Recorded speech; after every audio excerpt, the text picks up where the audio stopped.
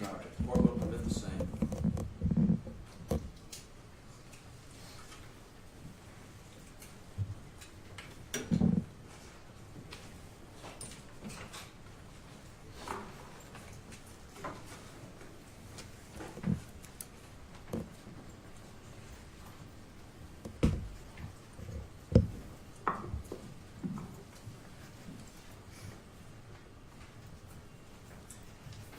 It's like the matter of the people. I'm sorry? You want to sit at the podium or? Yeah, right at the podium, and you can move the microphone up there, thank you. This is the matter of the people against Nicholas Kiefer, indictment 25035, on for arraignment today. And Mr. Curley, I understand you're appearing of counsel to Attorney David Longaretta, who's been retained in this matter, is that correct? It is, Judge. All right, sir, that's your name, Nicholas Kiefer? Yes, sir. How old are you, Mr. Kiefer? 33. Mr. Kiefer, you're here today because the grand jury of Oneida County returned an indictment against you, and you do have to be arraigned upon that. Counsel, you may arraign. Thank you, Your Honor. The people of the state of New York, by indictment number I-2025-035, the grand jury of the county of Oneida, by this indictment, accuses Nicholas Kiefer of the felony crime of murder in the second degree. Defense counsel, do you waive a further reading of the indictment? Yes. Standard pretrial notices, one of which is our intent to use statements allegedly made by the defendant. The people are also providing a disc with recorded statements from the defendant. Defense counsel, do you acknowledge receipt? I do. I acknowledge receipt of those documents and the disc. I waive any further reading, Judge. Thank you. I plead not guilty on all charges. Very good. A not guilty plea is entered on the defendant's behalf. It's the court's intention at this time, along with the other cases, to adjourn this matter to March 31st. It will be at 9:30 a.m. for a pretrial conference. Did either side want to be heard on the question of bail? Yes, Your Honor. We would like to be heard. Go right ahead. Your Honor, the co-defendants in this case have previously had bail set at $100,000 cash, $250,000 bond, $1 million partially secured bond.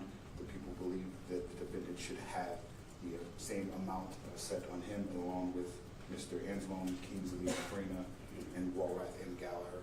And we would ask that he provide the defense with his passport, and the defense allow the people in the court to be notified when that has been done. Thank you. Mr. Curley, first of all, does your client have a passport? He, not with him, Judge. He has one, and we'll see if it gets to the court. It'll be conditioned that he turn that in. Did you want to be heard on the topic of bail, Mr. Curley? No, Judge, we're prepared to go forward on that basis. We have a bail bond in here. Just 1 second. Madam Court Officer, you can pass that over to Mr. Curley, please.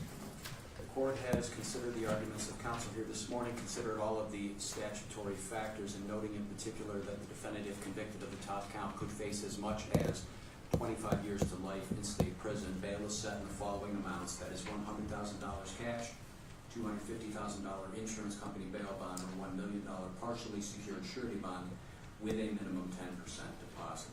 And with that, I understand our bondsman has some paperwork. You may have a sign, Your Honor, or would you like to see? Let me just take a quick look at what you've got. Appearing before me now is bondsman J. Bernardo. Mr. Bernardo, do you swear to the truth of the content of your bail undertaking and affidavit? I do, Your Honor.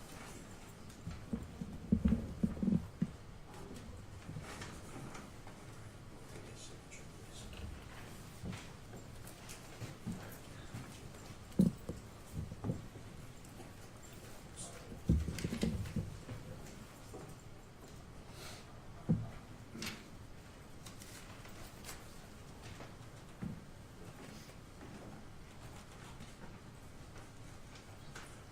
Mr. Kiefer, I have before me a proposed bail bond in the amount of $250,000. I understand you're asking to be released upon this. Is that correct?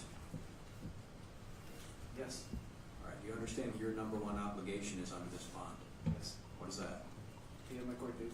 Come back to court. Exactly right. So some things to understand. First of all, you do have a right to be present at all stages of proceedings in your case. If for some reason you did not come back to court as required, then a warrant would be issued for your arrest. The bail posted by way of this bond that would be forfeited and lost, and you would then face a new felony charge that's known as bail jumping. And your case could proceed in your absence. That means you could be tried in your absence, and if you were convicted, sentenced in your absence as well. Do you understand that? Yes, sir.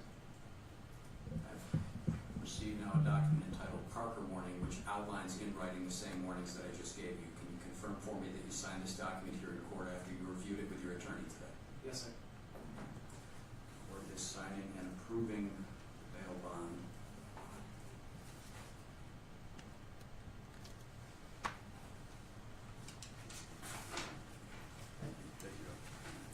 Mr. Kiefer, you will be back in this court on March 31st at 9:30 a.m. for a pretrial conference. Can